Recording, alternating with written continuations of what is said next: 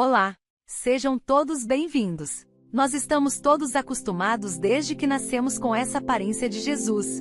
Branco, cabelos compridos, barbudo e olhos azuis, não é mesmo? Mas vocês já pararam se imaginando como seria a real aparência de Jesus?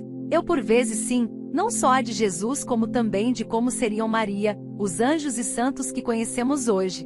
Mas no entanto fica a pergunta na mente às vezes, será que é essa a real aparência de um Jesus completamente diferente daquele povo da época e região onde ele nasceu? Não há registros históricos precisos sobre a aparência física de Jesus Cristo, e as descrições encontradas na Bíblia são bastante limitadas. Portanto, não é possível afirmar com certeza como seria sua aparência física com base no tempo e local em que ele nasceu e viveu. A época em que Jesus viveu era marcada por uma grande diversidade étnica e cultural na região do Oriente Médio. As características físicas dos povos da época variavam bastante, dependendo de sua ancestralidade, local de nascimento, dieta e outros fatores. No entanto, em geral, os povos daquela época compartilhavam algumas características físicas comuns. A maioria das pessoas tinha cabelos escuros, geralmente castanhos ou pretos, e olhos escuros, que variavam do castanho ao preto. A pele também era geralmente morena, com tonalidades que variavam de acordo com a exposição ao sol e a herança genética. As primeiras iconografias conhecidas de Jesus, que datam do século III, traziam-no como um jovem em barbe e de cabelos curtos. Os historiadores descrevem que provavelmente era de estatura mediana a baixa, pele morena, cabelos curtos e uma barba também aparada. Mas essas são apenas suposições levando-se em consideração o povo daquela época e não se tendo condições de se chegar com certeza a uma aparência. Muito disso se dá por falta de referências de suas características físicas na Bíblia. Segundo estudiosos, os seus seguidores não relatam tais detalhes porque na concepção deles, os mesmos não achavam que esse fato era relevante, estavam mais interessados em seus ensinamentos. Mas como, e de onde surgiu essa imagem que se consolidou como sendo a imagem de Jesus? Um Jesus com aparência europeia. A historiadora Joanne Taylor acha que as imagens querem retratar a figura de um Jesus divino, o Filho de Deus, e não o Jesus humano. Abriremos um parêntese para um breve questionamento. Por que achar que essa imagem tem status de divino e sobre-humano? Sem querer causar polêmica, mas por quê? Pois bem, em um documentário exibido pela BBC em 2001, um especialista forense tentou chegar em uma animação em 3D ao mais próximo da realidade. Especialista em reconstrução facial e usando conhecimentos científicos para chegar enfim a essa imagem. Tomando como base, crânios no século de antigos habitantes da mesma região de onde Jesus teria vivido. Também com base em ossadas encontradas de judeus dessa época, chegou-se à estatura aproximada de 1,60 m. Pesando um pouco mais de 50 quilos.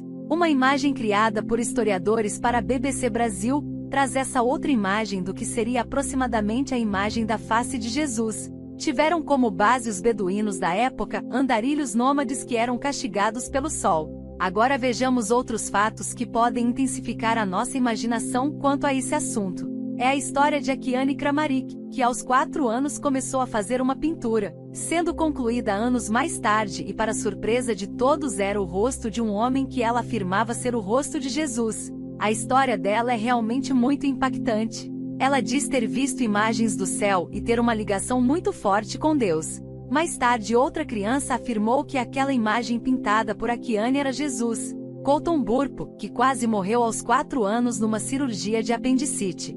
Durante a operação, ele deixou o corpo físico, disse ter visto sua mãe triste no hospital e foi levado ao céu. Quando voltou, disse que esteve no paraíso. Ele é a inspiração para o filme O Céu é de Verdade. Na sua versão ele diz ter visto Jesus, anjos, e 2 parentes já falecidos, entre eles seriam a irmãzinha não nascida, que morreu aos 3 meses de gestação, e o avô paterno. O garoto, ao ver a pintura em um documentário que seu pai assistia, apontou e disse que aquele era o homem que vira quando estava no céu. O que reforçam 2 fatos. Existe outra vida após essa vida, e que Jesus realmente pode ter essa aparência aproximada. Eu confesso que isso me fascina muito e fiquei muito emocionada ao conhecer as histórias dessas 2 crianças. Pois bem, continuando. Essa distância entre o Jesus europeu e os novos fiéis de países distantes foi reduzida na busca por uma representação bem mais aproximada, um Jesus étnico. Segundo o historiador Chevy Tarese, Retratos de Jesus em Macau, antiga colônia portuguesa na China, mostram-no de olhos puxados, com a forma de se vestir própria de um chinês. Na Etiópia, há registros de um Jesus com feições negras. Para quem acredita nas mensagens de Jesus, entretanto, suas feições reais pouco importam. Nunca me ocupei diretamente da aparência física de Jesus. Na verdade, a fisionomia física de Jesus não tem tanta importância quanto o ar que transfigurava de seu olhar e gestos, irradiando a misericórdia de Deus, face humana do Espírito que o habitava em plenitude. Fisionomia bem conhecida do coração dos que nele creem, diz o teólogo Francisco Catão, autor do livro Catecismo e Catequese, entre outros. É verdade que realmente não tem tanta importância Jesus ser retratado como uma figura europeia, o problema é sim termos fiéis achando que tudo que é divino e superior tem aquela aparência. O intuito desse vídeo não é dividir ou polemizar e sim mostrar que independente da cor, raça ou religião todos temos condições de termos atitudes como as que Jesus veio a este mundo nos ensinar, porque no final de tudo é apenas o que realmente importa. Agora me contem aqui, o que vocês acham de tudo isso? Já tiveram essa curiosidade?